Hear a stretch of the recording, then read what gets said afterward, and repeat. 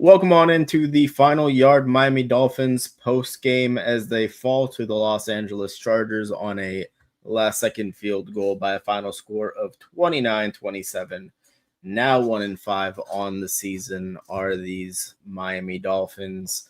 And I feel like there's really not, there's a lot to say about this game, but not a lot that hasn't been said already about this team. I have Coach Eric here with me. You can follow him at OL Coach Smith 63. Does a lot of great work on his channel, and then with us here on Scouting the Fins as well, and other various Dolphins shows, content, what have you. I'll just start here. Just your overall thoughts on the game, and then maybe a little bit of what it maybe means long term for this Dolphins team. Yeah, I came into today and I told myself I'm not going to let this team hurt me, no matter how this went. And when I really look at this big picture, the way the game ended, not the worst thing to be honest. We beat the Chargers is not a good team right now, and neither are the Dolphins. And it was nice to see the team come out and have some fight after trying to blow the game early. They fought back, right? Got the lead at the end. But does a 2-4 Dolphins make you feel any better at all than a 1-5 team right now about the outcome of this season? I came into this game, having the mindset of trying to look for some small wins, not necessarily a victory in the game. And I think we did have some of that in places. So overall, never feels good to lose, but I don't know that I feel any worse after that loss than I would have in a win where we squeak it out versus a bad team. Yeah, I think really what I don't think there's anything that could happen almost for the rest of the season that changes how I feel about this team right now.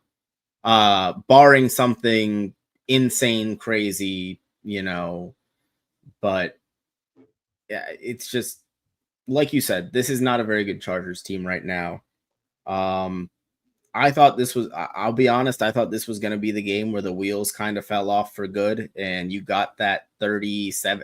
When it went to 20, 23 to 13 or 23 to 13 or something like that, I thought it was going to get to, I thought it was going to finish 37-13.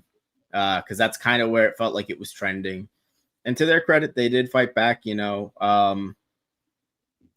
they had a couple solid drives, got a couple of stops. Defensive line, yes, you can nitpick that the Chargers were playing pretty much their entire second and third string line, but you can only play the guys out in front of you. And to their credit, they perform relatively well. Another game where a backup running back just completely gashes you on the ground, which is never a good look for this, for any defense. And we can all kind of point to Tua throwing the interception at the end. I don't think that really even matters because they weren't going to score on that play regardless. You can point to Malik Washington going out of bounds. I would ask why you even run a play going towards the sidelines in that situation, period. I thought some of the overall, in a grand scheme, in terms of what they were doing with the run game, the play calling was really good, but situationally, I thought it was really bad in some spots. It's just, again, it's endemic of the way this team was kind of put together in terms of, I can't even really say that because I'm out of words. I'm out of words, Coach. This team's just not very good. That's really the only way I can kind of synthesize it. I agree. As strange as it sounds, I feel like this was the best coach game that they had. Right? When you look at what happened on offense, I feel like in the past when Tua's thrown interception, like he did, not the first one because that was on Waddle. The second one was on Tua. And I feel like in the past, when he's thrown one similar to that second one, they've tried to just, feed him the ball more and try to let him get into his groove again. And that's turned really ugly at times. And today I felt like they kind of went opposite with that. They really leaned on the running game. They leaned on the short passing game. Even that one key play on that last drive where they faked, I think it was to Achane or Waller to the left, and then the other one to the right, and then come back to the middle to Julian Hill. That's a very predetermined play and making things easy for the quarterback. And Tua did exactly what he needed to there. But I felt like the last couple of drives there by Mike McDaniel were some of his best work throughout the season. I didn't mind that throw to Malik Washington because you feel like a player that has that high of a football IQ cannot go out of bounds. Like you can't do that. So for him to do that, I'm not going to put that one on McDaniel. Anthony Weaver, this team was built to be able to, essentially play from ahead, get teams into long second and third down situations. I felt that throughout the game, I thought they did really good on first downs, watching the broadcast. Second down, didn't feel like they did a great job earlier in the game of getting into those third and long situations, but they got there in the fourth quarter in those key situations, and the players just aren't executing. Like you had there was one play, I think before the Dolphins scored the go-ahead touchdown, that the third down play where Herbert skipped it short there, that Dante Trader's coming in completely unblocked and completely misses on Herbert, lets Herbert get out of the pocket. That's not a play calling thing. Anthony Weaver is dialing up a perfect play call there. And then you get into that last drive, and you have both Chop Robinson and Jalen Phillips just completely demolishing their linemen, getting that win. You have Herbert completely wrapped up and can't bring him down. And then he gets it out. He gets to McConkey, and I don't even know who missed the tackle. But then you have a missed tackle that could have limited the of that play. Was it Trader again? Then, Yeah. There you go, right? Both McDaniel and Weaver, I thought, when it really counted, called a really good game and put these players in positions to win. But when you don't make the easy things easy, when you don't stay in bounds to make the Chargers use their last time out and really put them into a panic situation, when you don't bring down Justin Herbert 2 times when you have completely free rushes on him, that's the kind of thing that gives him that confidence. I had said earlier in the game that to me it feels like Tua is kind of a very much a roller coaster player these days in terms of when he's hot, right? But then something seems to happen, and he just kind of loses all that swagger. And I'll have to go back and watch the game, but to me, felt like earlier in the game there was a play where he got sacked. It was the guy that came all the way around the edge on Patrick Paul and got to it. And it felt like after that, right, he lost a little bit of his crispness. And when stuff like that happens, right, then you do start second guessing stuff. You do start wondering when the next guy is going to come from behind. But when you flip that and you were Justin Herbert and you made a guy miss that had a free rush on you, you break free from stuff like that, right? That builds that confidence, that builds that swagger, and puts you in position to make those plays at the end. So I felt that play calling wise, I thought that especially in the key situations, good job by both McDaniel and Weaver. Players just gotta execute. Yeah, and it feels like we're saying that a lot these days. It maybe not necessarily the play calling stuff, but the players have to execute, and that's been kind of a theme this season. Again, Jonas Avenaya had I don't know what the grading is going to look like, but I think I can tell you right now, it wasn't good. Kenneth Grant made a play early in the game, got a sack. That was encouraging, but it's just with this Dolphins team, you go with Darren Waller not being part of your game plan for the first 3 quarters or so, and really, it kind of upset me in the post game after last week when Tua and McDaniel kind of just chalked it up. Well, that's just what defenses are doing. And it's just, it implies, don't get me wrong. I understand. Listen, if a defense is trying to take something away, they're trying to take it away. I understand that. But at the same time, that just kind of feels like, all right, well, then we're just going to give up on finding ways around that. Like the whole idea shouldn't be, okay, well, they're going to stop this thing that we're doing well, so we're just going to go away from what we're doing well. It's what can we do to kind of force them into more advantageous looks for us to get back to what we do well. And it just kind of felt like they'd just given up on the idea of attacking the deep middle once teams decided that we're going to take that away again. I just,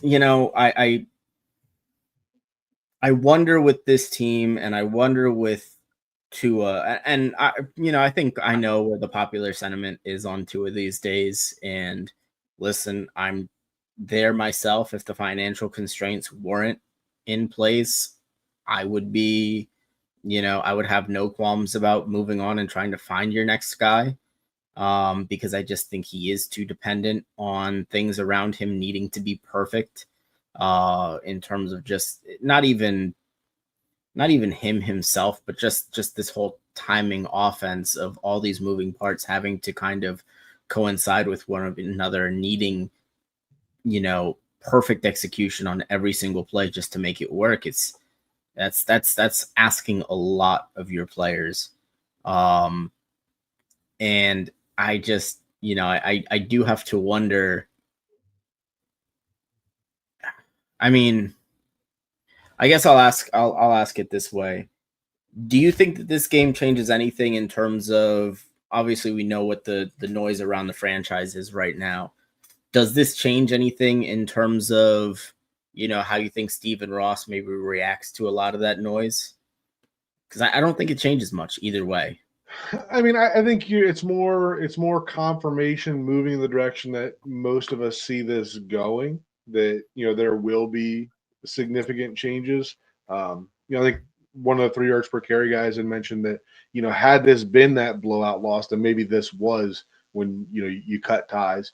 It's a little harder to do that when the team does feel like it fought back. And I've been a defender of McDaniel in the sense that, I've pointed out that teams have not quit on him. And I really did feel like you were talking about that 10, 11 point difference at one point in the game. And I felt like at that point, it did look like the team had kind of quit on McDaniel. It really, made me wonder if it did finish that way, do we have, the Black Monday with Greer and McDaniel going? With the way that the game ended up finishing, the team, is clearly still playing hard, playing to the final whistle. So I don't know that we're going to have the big changes this week, but I do think that we're still moving in the same direction that we were. There was nothing that happened today that I feel like Tua's job, McDaniel's job, Chris Greer's job, right? Even Anthony Weaver. I don't feel like any of them are any safer long-term than what they were coming in today. And even had they gotten that stop at the end, maybe it gives you a little more confidence in Weaver because he called the right play and they executed and, were able to close it out. Maybe that gives you a little more confidence in his future with the team. But even a win in that manner versus the Chargers, I don't think changes the outlook of the team in general. I think at this point, we're very much in an evaluation process of trying to find out who's going to be worth keeping for the long term. I think that there's very few players on this roster that should be considered safe. I mean, obviously, you're still going to have some carryover, and we're not going to be able to get rid of everybody that you want to. But I was thinking about it earlier, and like, I'm really only coming up with about 4 or 5 names that I could say, these guys are essentially untouchable that should be here next year, and everybody else should be in consideration. So I think that's basically where we are. And like I said from the top, so taking a 1-point loss in this game really doesn't move the needle for me. Making me more mad about the way the team is because I came in today not being positive that I was not going to let this team hurt me. Yeah, I mean, I don't know how anybody could have come into this game with any other, kind of illusions otherwise that, this was going to be the day things were going to turn around. And I mean, listen, I know somebody's out there. Somebody is. I can't imagine it, but I know that person was out there today. And shout out to them. Right. We all need that kind of positivity in our lives. But I look at this team and I kind of, again, like you, I think that the fate is kind of sealed with a lot of these people. I think Tua and McDaniel are tied at the hip because, like it or not, Mike McDaniel was fundamentally brought in with the charge of fixing Tua. And Tua's regression alone over the last 2 seasons has been enough to say, you didn't do what we brought you in here to do. Now, fair or not to McDaniel, that was the job he was brought in to do. And he did it well for a little while. Unfortunately, whether it's, I can't even, for one reason or another, just hasn't stuck. And I think that's completely fair. I don't give McDaniel a pass on Tua, right? He came in, he knew what the situation was, and he got way behind Tua. Like he was Tua's biggest cheerleader. From all accounts, he was the one that pushed to have that contract finalized, to push it over the finish line. So I have no problems with the idea that the two of them are tied together. I thought that today that McDaniel did a good job of wherever he ends up next, still getting play calling duties, because I thought that he did a good job of that today compared to the past. But in terms of whether whether McDaniel should be given any leniency based on the regression of Tua from the injuries, I don't think so, because I do feel like had McDaniel been calling games the whole time like he did today, especially late in the game, then we probably don't even have some of these injuries. We probably have some better results. So I'm still I am at the clean house point. Yeah, and I mean, seeing that, I guess it's just a matter of when and not if. And we're going to be asking the question literally every single week at this point. So I'll ask it to you because it's obligatory and you got to get it out of the way. If the Dolphins lose next week in Cleveland, is that the time? If they lose next week at Cleveland, I don't know, because I mean, what's your next steps, right? Are we going to fire McDaniel to put another lame duck coach in there? There's nobody in the wings, right? This bright up and coming type guy, right? We don't have, I mean, maybe it ends up being that way, but we don't have the Dan Campbell sitting there that's going to come in, unless you consider that Anthony Weaver, that's going to come in and be that rah, bring the energy up, ruin your draft pick type coach. So to me, and I don't know that anybody else is going to come in and be able to really overhaul the offense in a way that's going to look any more confident than what we have right now. So part of me doesn't really care whether or not they make a coaching change. If McDaniel can continue to call games the way that he did today, I think it's going to be a good way to be able to evaluate the talent on this roster and to find out what's worth keeping. I think your question is to, if they lose to Cleveland next week, is that the final nail? I think just like every week going forward, it's going to depend on how the team plays, right? If this team comes out and rolls over and loses by multiple scores to Dylan Gabriel, Cleveland Browns, then yeah, you can't do that, right? If your team quits on a coach in a season like this, you can't just tell them, okay, we got to play the second half and you got to keep reporting to this guy, right? But if McDaniel is still finding a way to get these guys to play hard, then I think that you ride it out as long as you can. I don't think that it changes anything long term, but I don't see the benefit to moving on. More than that, I would be a lot quicker to move on from Chris Grier midseason than I would Mike McDaniel. And my reason for that being that, if we are going to make a change at GM, which at this point, I think we absolutely should, then I would like to see that happen midseason. And I don't know, if there's been any talks, if there's anybody in the wings, right? But whoever that next GM is, I want him in the building as soon as he can be here. And I want him to be able to be in the locker room with these guys. I want him to be able to be on the practice field with these guys. I want him to have that one-on-one time. I don't want to wait until the season's over, bring a new GM in, and then, he's sitting in office, having a meeting, watching some film, and making judgments on these guys based on that. I want him to be able to have firsthand accountability of these players so that, if he decides that he needs to completely overhaul the roster and we need to once again have the biggest turnover in the league from one year to the next, that he has that ability to do that, that we're not handing him a roster and we're not saying, okay, Chris Greer finishes out 2025, new GM, here's your roster for 2026, evaluate it. I don't want to spend 2026 as another evaluation year, right? I want that to be more of a transition that the GM has come in.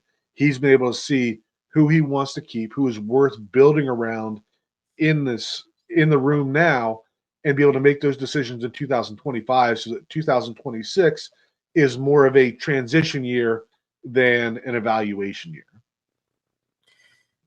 Yeah, I mean, the only thing that I could think of that makes it hard to get to that point is, I think, to your point, really, and I yes, I mean, I don't want to be.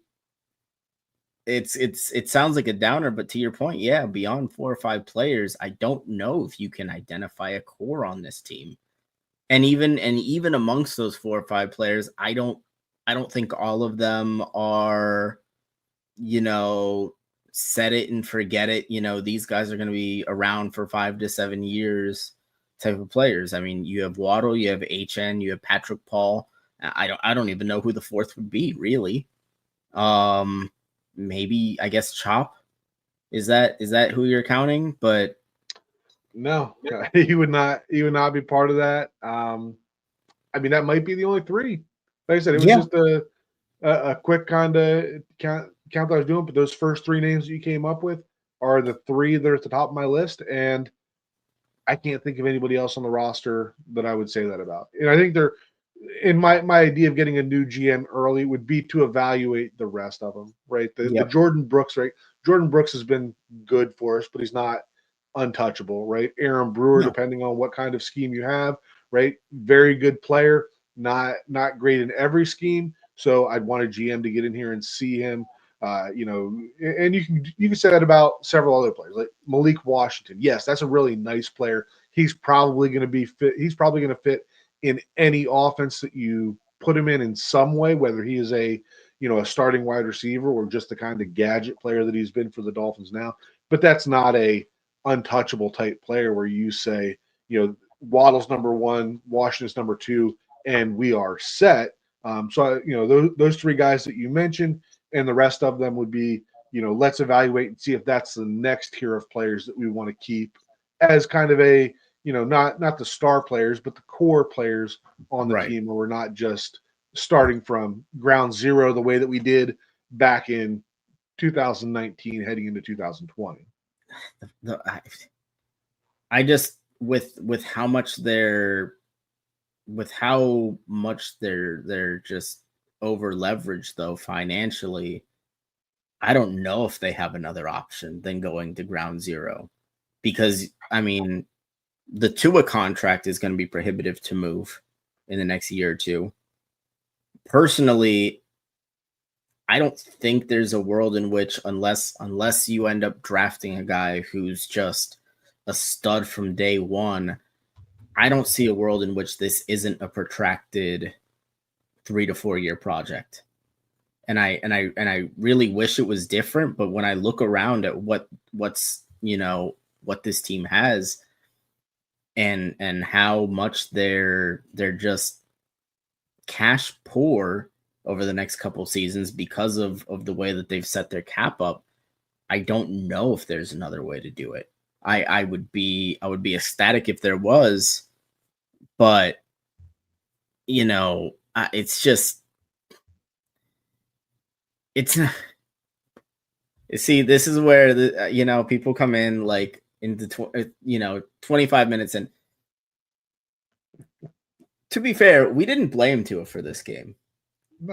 No, we didn't. I mean, listen, he had a bad game. I'm not going to sit here and tell you that he played well, but the run defense, the special teams, all of that stuff played a huge factor in this ball game and in this season, right? But I think we have to also be sober minded about the fact that Tua is no longer part of the solution. And when you're talking about long-term building with this team, his contract is going to be very prohibitive.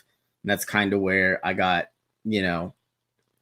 probably came in and heard me talking about how we're going to have to cut Tua and, $60 million worth of dead cap, which, again, I don't think you're going to be very good for the next 2 years anyway. So I'm not as afraid of that as I think some other people are.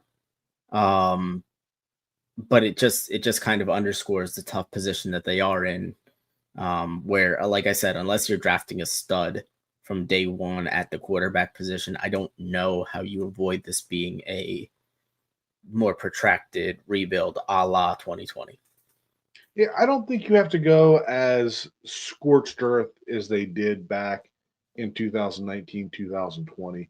And I would push back on the idea that Tua's contract is that you can't do anything with it. What I would say to that, I just pulled the contract up and looking at the 2026 cap number, it's 56.4 million, big number. Cutting him straight out, cutting him would be prohibitive because that's almost $100 million cap hit. But if you cut him and you designate him as a post June 1st cut, even this coming year, then that drops that number down to 42.8. So you're, basically you're gaining a little over 14 million in 2026 by going with the post June 1st option. And at this point, I think we can all agree that, whether not, like you said, not putting the loss onto I think we can all agree that he could have played better. But I think that at this point, me and you and a million other people agree that Tua is not the solution to what we need. So in that sense, I feel like you could designate him as a post June 1st cut, especially if you have that young quarterback coming in. If you're not in position to draft that young quarterback, then yeah, run it back with Tua in 2026, and not expecting big things, but you still have a starting caliber quarterback there. But if you get that high first round quarterback that you're ready to turn it over to, I think you could designate Tua as a post June 1st cut. You've got the rookie quarterback on the rookie deal. You get 2 years of that, and then you get out of the Tua contract if you cut him with the post June 1st, and you still have 3 years of control on the rookie quarterback's contract, and hopefully a better. And we're looking 3 years out now. Like, I'm not trying to get too far into it, but just saying that I don't think that Tua's contract prohibits you from drafting a young quarterback and moving on as early as 2026. Yeah, I mean, I have to agree with that. And then, again, not to sound like we're just kind of throwing it, dumping it all on one guy, but I think this question also has to be asked as kind of a natural follow-up when you talk about evaluating what you have going forward. And this isn't really a question for this week. This is a question for more 5, 6, 7 weeks from now. But does the franchise owe it to themselves to at least see Quinn Ewers? So, I kind of answered this question on X earlier this week. Somebody else asked it as well. And here's my stance on that. If you decide that you want to bench Tua because you want to find out what you have, I think you start Zach Wilson. And not that I expect a lot out of Zach Wilson. It's kind of like a Josh Rosen situation where, the bar is really low, that you don't expect him to do well. But when you look at financial commitments, you only have 1 year to evaluate Zach Wilson. You only have him in here, right? And if by some miracle he comes in and he looks like a competent quarterback, that you can run it back in 2026 with Zach Wilson, right? You don't find that out without putting him in. When it comes to Quinn Ewers and why I would go with Zach Wilson over Quinn Ewers has more to do with how long you have control of that contract, right? You could easily you could easily say we've gotten to the point that, we know the season is gone and that we're admitting it and that we're moving to Zach Wilson to see what he has. And you've still got 3 years of control with Zach or with Quinn Ewers' contract where you can see what he has in the future. And I don't think that he's done anything in the preseason to be like, hey, this guy might come in and be the next Brock Purdy, right? It's more so, for me, the evaluation of Quinn Ewers is still, can he just come in and be a competent backup quarterback moving forward? So I would check out Zach Wilson first. If that became a dumpster fire, like it very well could be, right? Then you finish the season with Quinn Ewers, but I'm not in a hurry to see what Quinn Ewers has here in 2025. Yeah, I think it's definitely like a first in line, second in line kind of thing with Zach Wilson, because as you mentioned, it does matter about the contract length. And I think a lot of people are taking this kind of earnestly, and that we want to see Zach Wilson or that we want to see Quinn Ewers. I mean, the bottom line is this is a 1-5 football team. This is a team that's going to be picking in the top 5 to 10 of the draft this season in next year's draft. And so you kind of just have to go through these exercises of, hey, maybe Zach Wilson is decent, or and that's something that you have to do with every position really at this point. The other, when you talk about bringing in a new GM, the other thing that I would definitely want to do that for is, listen, you don't have to evaluate guys really to have a solid idea of what they can get you on the open market in terms of players. So, I'm looking at guys like Darren Waller. I'm looking at guys like Bradley Chubb. And these are moves that I would want a new GM making when it comes to, at the deadline, who's pulling the trigger on those trades. It's not really something I would want to see Chris Greer doing. But at the same time, I recognize that that's necessary to move some of these guys. And that's another reason why I think it's so important that they make that change as quickly as possible, at least. The Mike McDaniel thing, you're right. I don't think that there's going to be anything that you gain in making that move right now. There isn't really a good interim head coach option on the staff. So really it's whatever. But I would have to get a new GM in because I need somebody to be able to competently manage the deadline this season. And so to that point, and I'm kind of backtracking on what I said before, I would actually prefer to see Chris Greer stay through that. Like that, getting value for that type of stuff feels like, one of the few things that most people feel like Chris Greer has done well. He's probably been in whatever conversations have happened so far, right? He knows where the value is there. And maybe that's kind of a bone that you throw him, like you get a couple more weeks, but the idea here is that you need to go accumulate whatever draft picks you can, right? And if you're not going to do that, if you're going to sit there and be pissed off that you're about to lose your job, right, then we'll just accelerate that.